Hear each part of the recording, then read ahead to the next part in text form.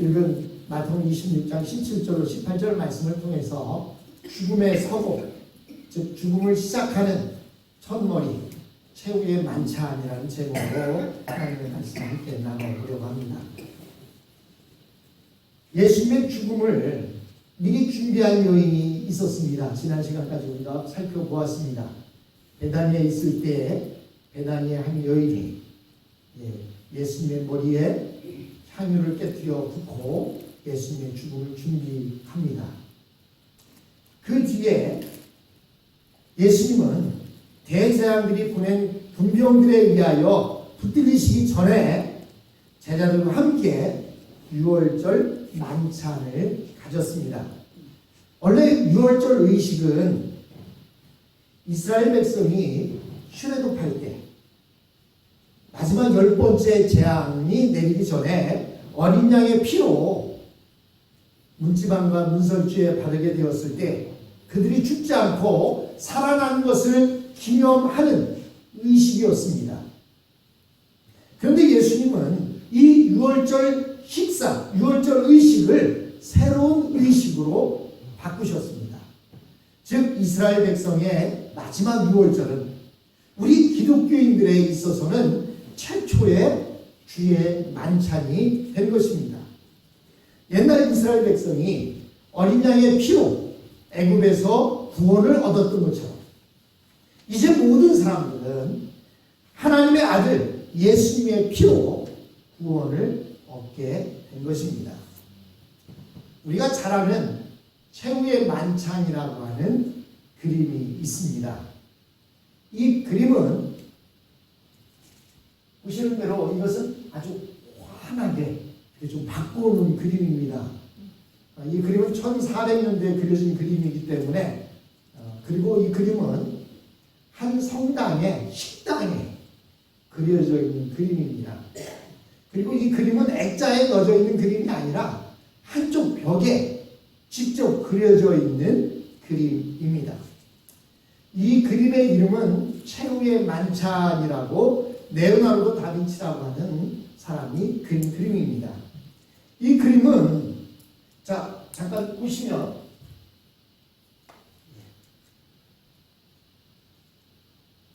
환하게 잘 안 보이네요. 자, 맨 가운데 계신 분이 누구겠어요? 예수님이겠죠. 예수님은 양쪽에 제자가 한쪽에 6명, 한쪽에 6명. 그렇죠? 숫자 한번 세보세요. 맞습니까? 12명이 있고요. 그 가운데 예수님이 앉으셔서 만찬을 하고 있습니다. 가운데 앉으신 분이 예수님이라고 하는 것을 느낄 수 있는 것이 우선 가장 중심에 계시고 그리고 뒤에 배경을 봐서도 가장 환하게 이렇게 배경이 되어져 있습니다. 그래서 이 그림의 주인공은 바로 예수님인 것을 알 수 있고요.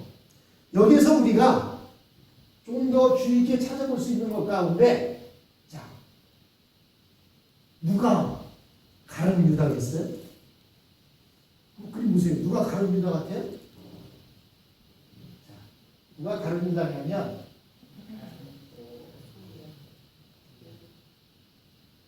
자, 여기 보시죠. 여기 좀 까무잡잡하죠? 다른 사람들은 얼굴이 좀 밝은 편인데 그리고 손에 보시면 주머니를 하나 들고 있습니다. 두 주머니를 들고 있어요. 그 사람이 가룟입니다. 그러면 자 한번 보세요. 이 사람하고요, 이 가운데 있는 사람하고 그리고 옆에 이렇게 가운데 이 하얀 머리를 한 사람하고 좀 비슷하게 생기지 않았습니까? 이 가운데 있는 사람이 베드로입니다. 그리고 이 사람은 베드로의 형제 안드레예요. 비슷하게 생겼지요? 자, 그리고 자, 여기 보시면 이 사람이 여자같이 생기기도 했어요. 근데 수염이 없어요. 왜 수염이 없을까요? 여자라서요? 나이가 어리다는 것을 표현하고 있습니다. 미국에서는 남자들이 좀 나이가 먹으면 수염을 다 길러요. 청소년들이 좀 나이 먹으면 수염 길러서 나도 어른이다 그러는데요. 이 요한은 아직 나이가 어려서 수염이 없습니다. 그리고 이분이 예수님이신데 요 옆에 보면 이렇게 여기 노란 옷을 입고 누군가를 커버하고 있는 사람이 있죠. 이 사람이 누구냐면 알페오의 아들 야고보인데요. 옛시대 천주교에서는 알페오의 아들 야고보를 성경에 나오는 야고보서를 쓴 예수님의 제자다, 예수님의 동생이다 이렇게 표현을 합니다. 그래서 그런지 이때 당시에 이 레오나르도 다빈치가 그림을 그릴 때에는 천주교 시대였기 때문에 예수님하고 닮은 꼴로 얼굴을 그려놨습니다. 자, 보시면 요 야고보와 예수님의 얼굴이 좀 닮아 있다라고 하는 것을 느낄 수 있습니다. 근데 아까 제가 여기 이 사람을 베드로라고 얘기했는데요. 이 사람이 베드로인 것을 어떻게 하냐? 자, 이쪽 밑에 보시면 이 손에 뭐를 들고 있어요? 칼을 들고 있습니다. 나이프를 들고 있어요. 베드로는 성질이 급한 사람. 그래서 예수님께서 그 병정들에게 잡힐 때 말고의 귀를 자르기도 했지요. 그래서 베드로를 그릴 때에는 성질이 급하고 그런 사람이라고 해서 이렇게 칼을 감추고 있는 모습으로 그려서 베드로라는 것을 이렇게 표현해 놓았습니다. 자, 이 사진을 한 장 더 넘겨보시면 그 이름들을 적어 놓았습니다. 자, 보시면 세 명 이렇게 군락이 지어져 있고요. 그래서 이름도 색깔별로 이렇게 만들어서 해놓았습니다. 도마는 혹시 저 아닙니까? 도마는 두려워하고 의심이 많았잖아요. 그래서 예수님께서 이 자리에 있는 자들 가운데 나를 판자가 있을 것이다 그러니까 도마가 손을 탁 들어서 예수님 혹시 저 말씀입니까? 이렇게 이야기하고 있습니다.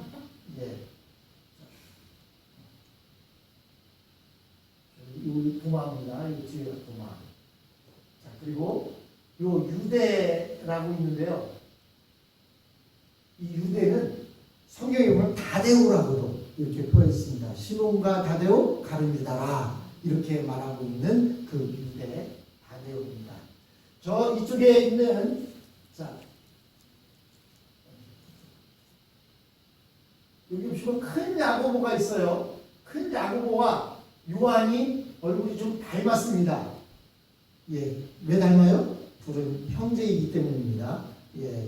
그래서 이 그림을 통해서 볼 수 있는데 이 밑에 보시면 최후의 만찬은 1495년에서 1498년 3년에 걸쳐서 그림이 그려졌고요. 그리고 밀라노 산타마리아 델레 그라치라고 하는 수도원의 식당에 이 그림 벽을 그렸습니다. 그래서 이 그림을 통해서 그들이 식사를 할 때마다 예수님의 최후의 만찬을 생각했다. 이런 내용이 되겠습니다.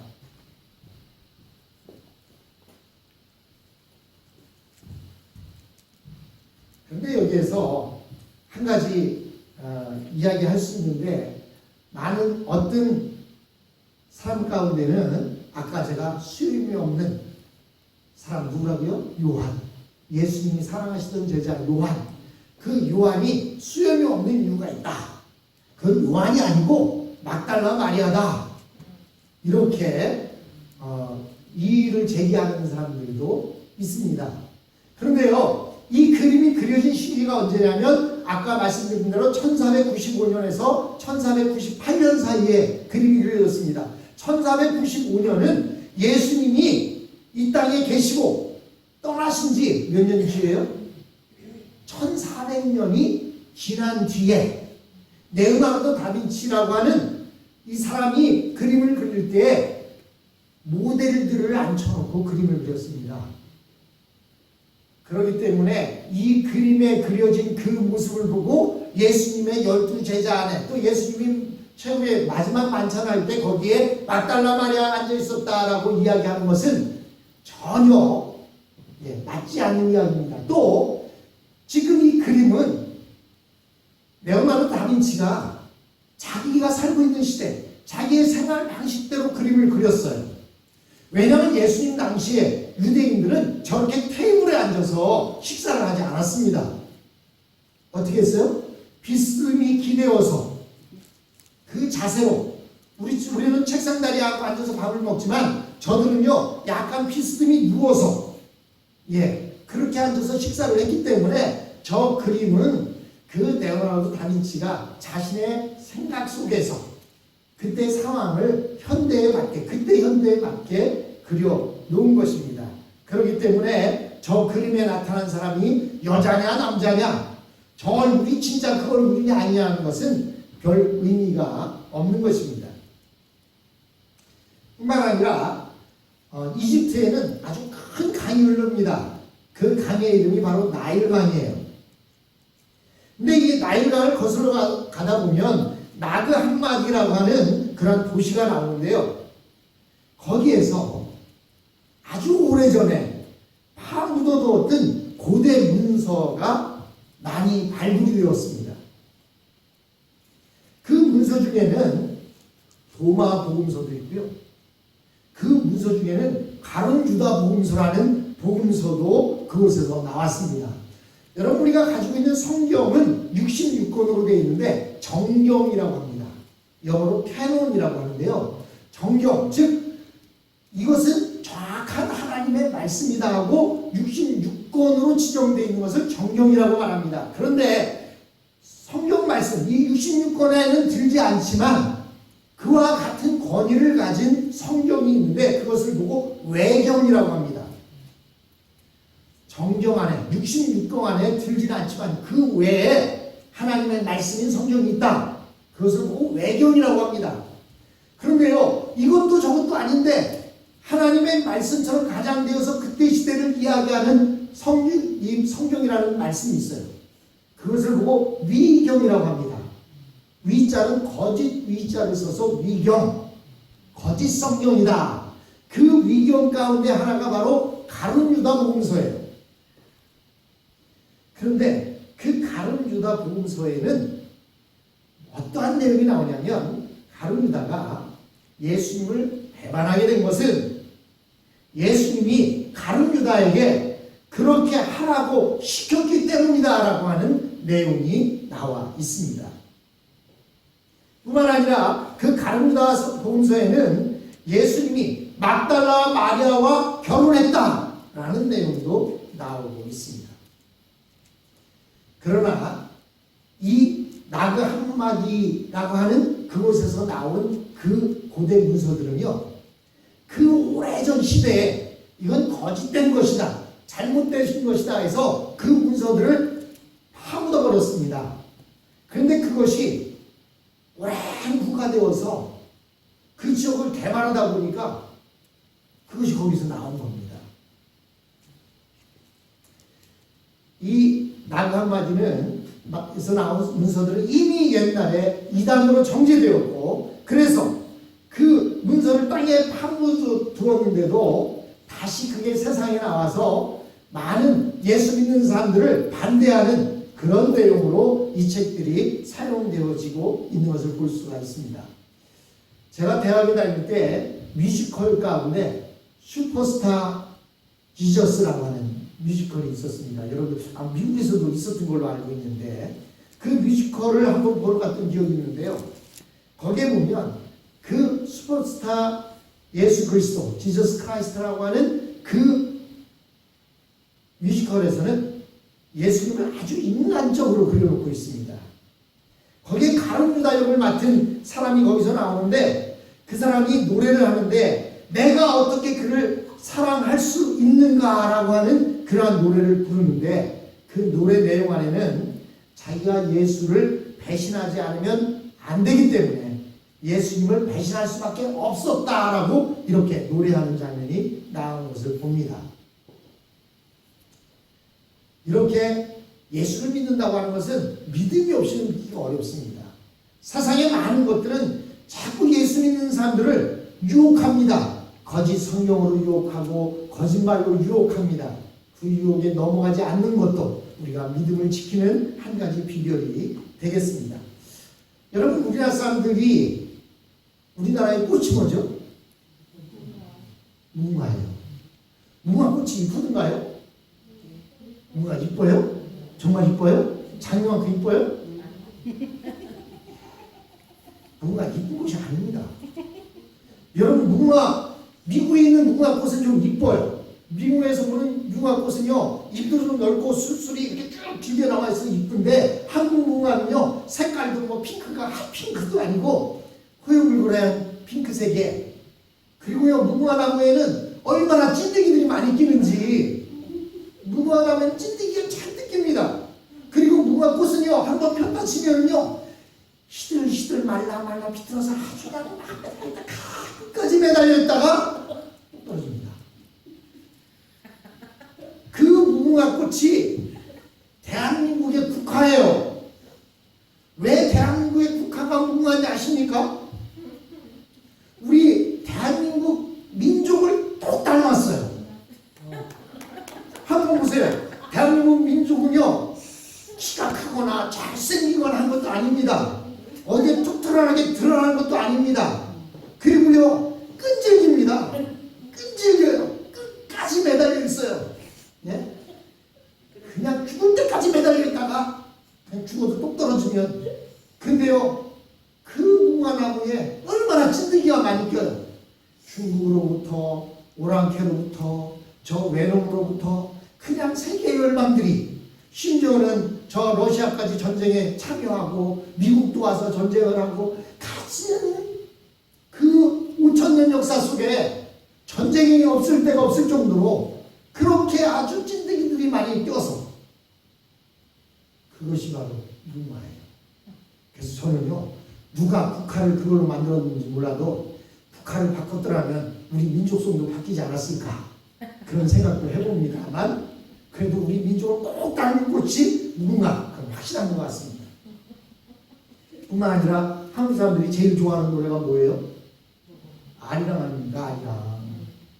아리랑 아라리요 아리랑 고개를 넘어 그 노래가 무슨 내용인지 아십니까? 내 사랑하는 님이 나를 떠나서 무엇을 하러 가는지는 모르지만 떠나가는 거예요. 떠나가는데 먼 산 위에 올라가서 그 가는 님의 마지막 뒷모습을 보기 위해서 위에 올라가고 보고 있는데 굽이 그 산길을 혼자 터덜터덜 걸어서 나를 떠나서 가는 그 님을 바라보면서 부르는 노래 한마는 노래 그게 바로 아리랑이에요. 한국인들에게는 한이라는 게 있어요.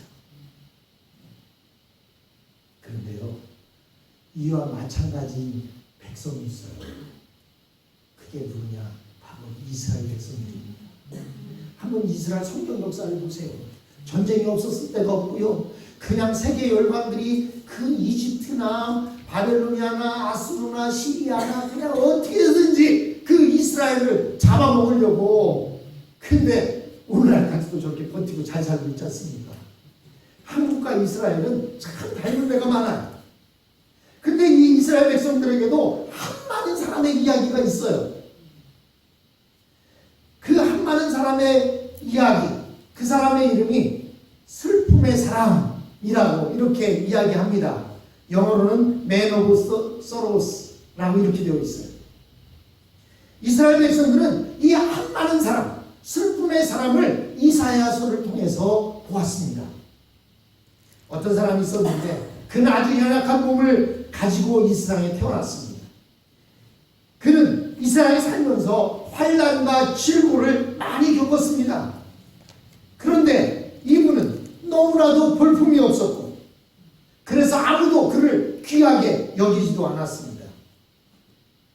어느 날 이분은 무지막지한 채찍질을 당했는데 알고 보니까 우리 모든 사람의 죄를 대신해서 매를 맞은 것이었습니다. 이스라엘 백성들은 도무지 이 슬픔의 사람이 누구인지를 알지 못했습니다. 그러나 이 이스라엘 백성들은 슬픔의 사람이 누구인지는 알지 못했지만 슬픔의 동물은 알고 있었습니다. 슬픔의 동물이 누구예요? 바로 유월절 어린 양입니다. 여러분 어린 새끼들은요 내 자식이나 남자식이나 짐승의 새끼나 다 귀엽습니다.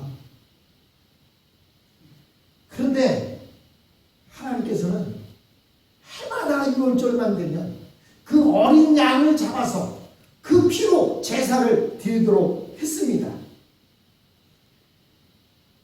이스라엘 백성들은 그 6월절 어린 양은 너무나 잘 알고 있었습니다. 왜? 그 어린 양을 죽여서 그 피로 말미암아 죄가 우리에게서 넘어가고 죽음이 넘어가고 그래서 우리는 살아나고 애굽의 백성들이 장자가 죽었다는 사실을 너무나 잘 알고 있기 때문입니다. 그런데 이제 드디어 6월절에 어린 양을 죽이는 일을 그만두어야 할 때가 된 것입니다. 그것은 이 어린 양의 실제이신 하나님의 슬픔의 사람이 이 땅에 오셨기 때문입니다. 예수님은 자신이 이스라엘 백성들이 1500년 동안 지켜오던 6월절의 그 양이라는 사실을 본인은 아셨습니다. 그래서 침례 요한은 뭐라고 말합니까? 침례 요한이 예수님을 보았을 때 그는 힘주어 외칩니다. 보라, 세상 죄를 지고 가는 하나님의 어린 양이로다. 여기서 말하는 어린 양, 슬픔의 동물, 슬픔의 사람이 누구냐? 바로 이사야 시대 때 이야기했던 그 슬픔의 사람이 누구냐? 1500년 동안 지켜오던 6월절 의식을 끊어버릴 그 사람이 누구냐? 바로 예수님이시다라고 소리를 질렀던 것입니다. 침례 요한은 예수님을 양이라고 소개했습니다. 바로 이 한마디가 무려 1500년 동안 이스라엘 백성들이 풀지 못했던 숙제를 푸는 말씀이 된 것입니다. 우리 인간이 하나님 앞에 새 생명을 가지고 살려고 한다면 죄 없는 누군가가 죽어야만 했습니다.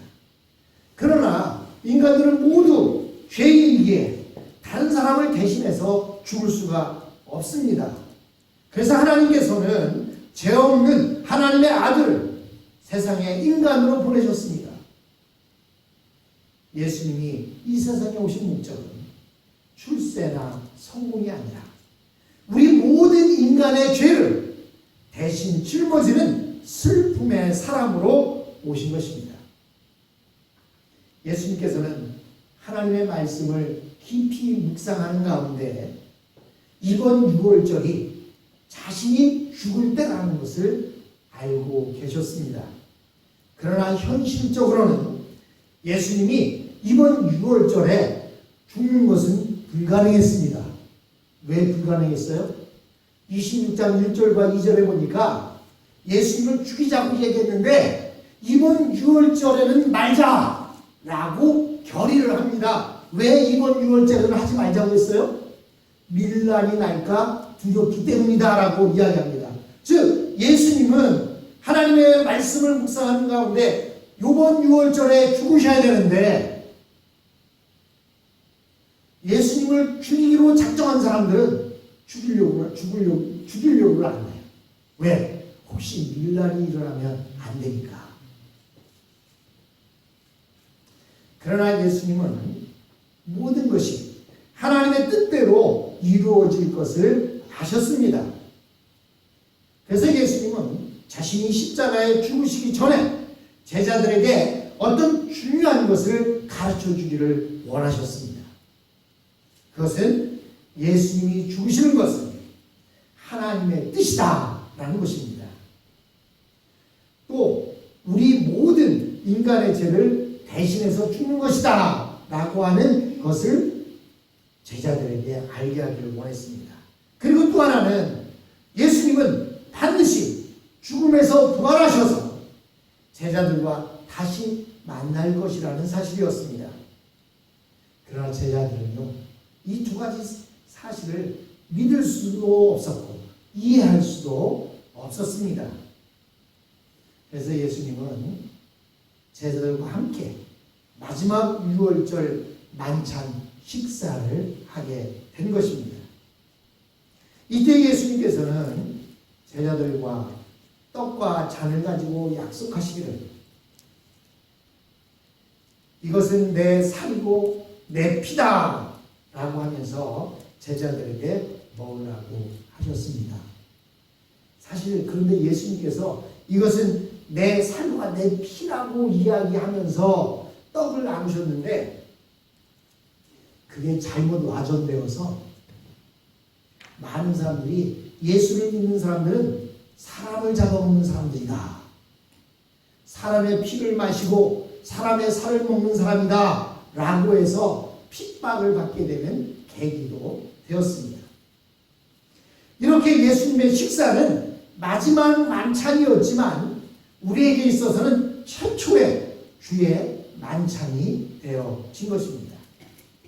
그리고 예수님은 다시 살아나셔서 제자들과 함께 또 이 식사를 나눌 것이라고 말씀하십니다. 그때의 식사는 하나님 나라의 식사라고 하셨습니다.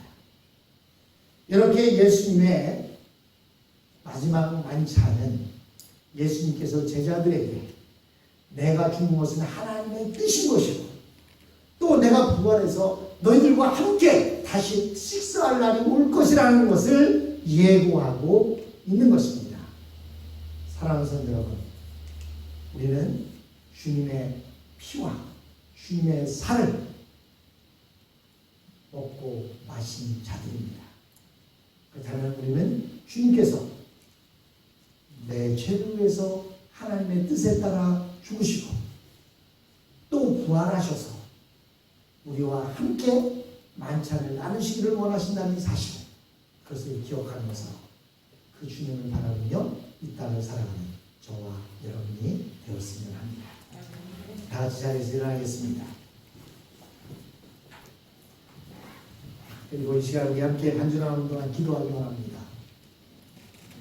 주님은 죄 없으신 하나님의 아들이신데 나의 죄를 위해서 이 땅에 오시고 내 죄 때문에 모진 고통을 당하시고 질고를 당하시고 십자가를 지고 십자가상에서 죽기까지 고통스러워 하시던 그 주님이십니다.